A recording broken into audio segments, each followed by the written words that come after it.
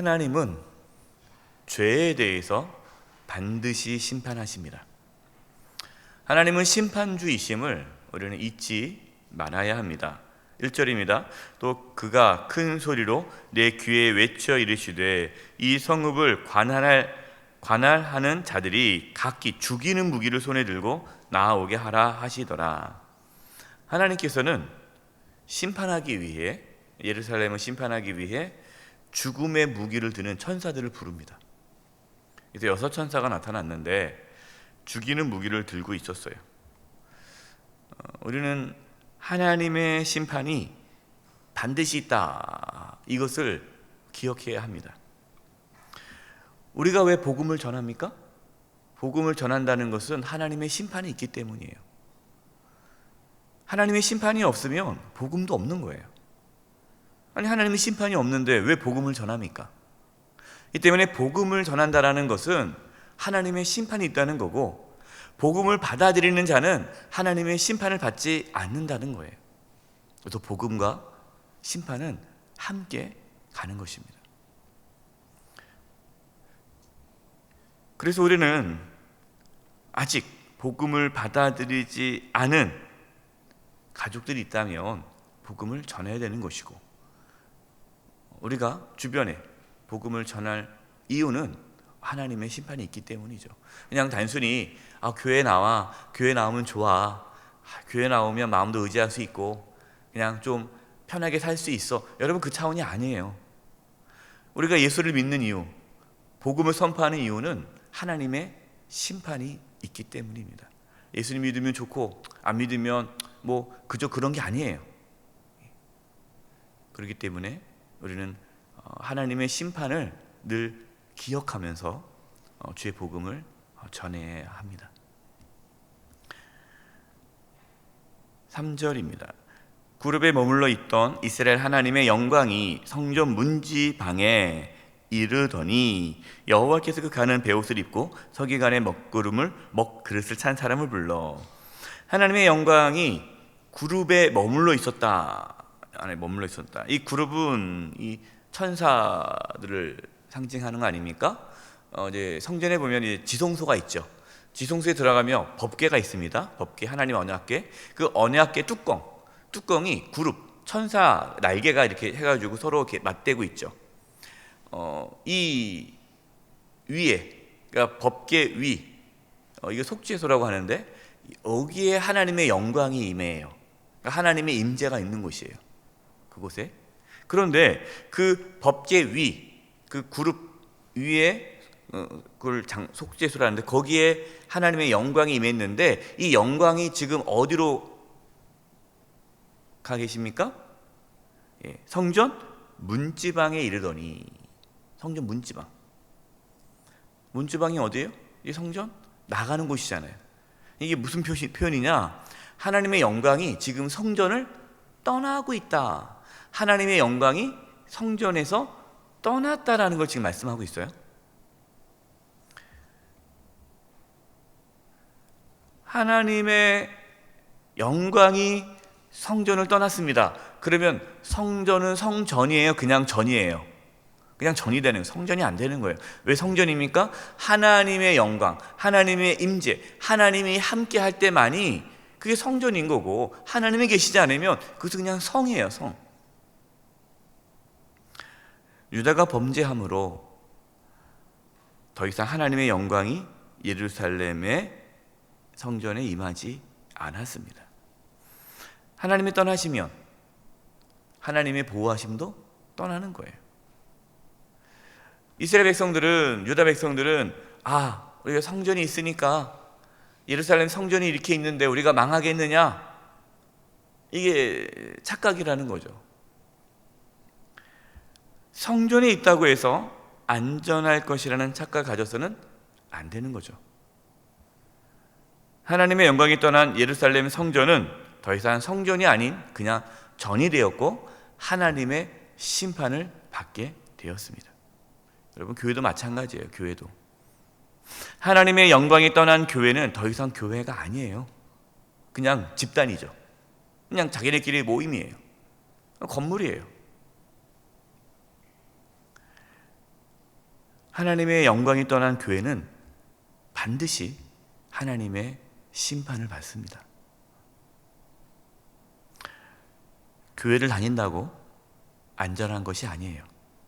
정말 중요한 것은 우리 한 사람 한 사람이 하나님 곁에 있느냐, 하나님의 임재 가운데 살아가느냐, 하나님의 영광을 지금 보면서 하나님의 영광 가운데 살아가고 있느냐, 이것이 중요합니다. 여러분, 우리 교회가 늘 하나님의 영광이 가득한 교회가 되기를 바랍니다. 정말 하나님이 함께하는 교회가 되기를 바라요. 이것이 우리의 기도 제목이고 우리 교회가 나아갈 방향이에요. 4절입니다. 여호와께서 이르시되 너는 예루살렘 성읍 중에 순행하여 그 가운데 행하는 모든 가증한 일로 말미암아 탄식하며 우는 자의 이마에 표를 그리라 하시고, 하나님께서 먹그릇을 찬 천사를 부르십니다. 이 먹그릇을 찼어요. 그래서 이 예루살렘 성읍에서 하나님께서 싫어하는 그 가증한 일을 하는 그거, 그러니까 범죄한 거죠. 예루살렘이 범죄한 것 때문에 마음 아파하고 하나님 앞에 슬퍼하며 회개하며 이 예루살렘이 다시 회복되기를 하나님 앞에 엎드려 간구하는, 깨어있는, 하나님을 찾는 참된 하나님 백성들이죠. 그 사람들에게 가서 먹물로 이제 먹으로 이마에 표시를 해라. 이마에 표시를 하는 거예요. 하나님께서는 모든 예루살렘에 있는 사람들을 심판하지 않으셨어요. 의인과 악인을 가르셨습니다. 그러니까 이마의 표를 받은 자는 하나님의 심판에서 벗어나고 이마의 표를 받지 않은 자는 하나님의 심판을 받게 된다라는 겁니다. 6절이에요. 늙은 자와 젊은 자와 처녀와 어린이와 여자를 다 죽이되 이마에 표 있는 자에게는 가까이 하지 말라. 내 송수에서 시작할지니라 하심에 그들이 성전 앞에 있는 늙은 자들로부터 시작하더라. 하나님의 심판을 받는데 예외가 없다. 뭐 나이가 드신 분이나 젊은 사람이나 어린아이라 할지라도 이마에 표가 없으면 하나님의 심판을 받는다. 누구부터 심판을 받느냐? 성소 가까이에 있는 늙은이들, 성경이 늙은이인데 장로입니다. 쉽게 말해서 성소 가까이에 있는 종교 지도자들, 엘더들, 대표들, 그들부터 하나님의 심판이 시작된다는 거예요. 그러나 예수님을 믿음으로 하나님께 구원을 인치심을 받은 자들은, 저와 여러분은 하나님의 심판을 받지 않는다라는 것이에요. 우리도 이마에 이제 표가 그려지는 거죠. 눈에 보이지 않는. 그래서 하나님께서 예수 그리스도를 믿고 보혈, 예수님의 피로 깨끗함을 받은 자들은 하나님의 심판이 피해가는 거예요. 그리고 유월절이 그거 아닙니까? 유월절. 그 집에 좌우 임방에, 그 문설주의 좌우 임방에 그 어린 양의 피가 발라진 데는 죽음의 그 심판의 천사가 지나가는 거 아니겠어요? 예수님 믿지 않는 자는 아무리 착하게 살아도 하나님의 심판을 피할 수가 없어요. 왜냐하면 그 누구도 죄로부터 자유할 수 없기 때문입니다. 그래서 우리는 더 늦기 전에, 하나님의 심판이 임하기 전에 가족들에게, 또 이웃들에게, 지인들에게 예수님을 전해야 합니다. 9절과 10절입니다. 그가 내게 이르시되 이스라엘과 유다 족속의 죄악이 심히 중하여 그 땅에 피가 가득하며 그 성읍에 불법이 찼나니 이는 그들이 이르기를 여호와께서 이 땅을 버리셨으며 여호와께서 보지 아니하신다 함이라. 그러므로 내가 그들을 불쌍히 여기지 아니하며 긍휼을 베풀지 아니하고 그들의 행위대로 그들의 머리에 갚으리라 하시더라. 하나님은 유다의 죄악이 심히 중하여서 예루살렘 땅을 버리셨다라고 말씀하십니다. 여러분, 가장 무서운 것이 뭔지 아세요? 뭐 병에 걸린 거, 뭐 사업이 망한 거, 뜻대로 일이 되지 않는 거, 인생에 여러 가지 고난과 어려움이 있는 거. 물론 여러분, 그것도 아주 무섭고 두려운 일이죠. 그러나 여러분, 그것은 사실 아무것도 아니에요. 정말 우리가 두렵고 무서운 것은요, 하나님이 우리를 더 이상 긍휼히 여겨주지 않는 겁니다. 하나님이 우리를 긍휼히 여기지 않으면요, 우리는 끝나는 거예요. 그러나 우리가 어떠한 고난이 있어도, 어떤 인생의 아픔이 있어도 하나님 우리를 긍휼히 여기시면 여러분, 우리는 이길 수 있어요.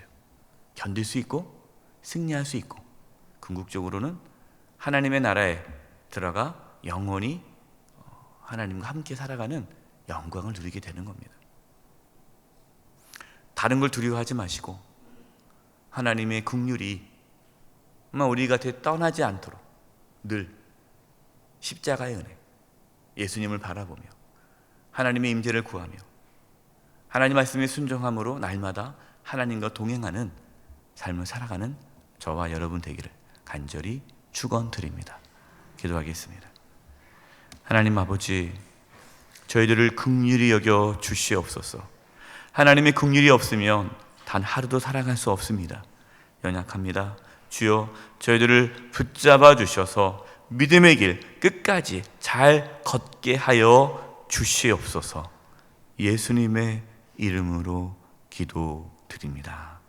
아멘.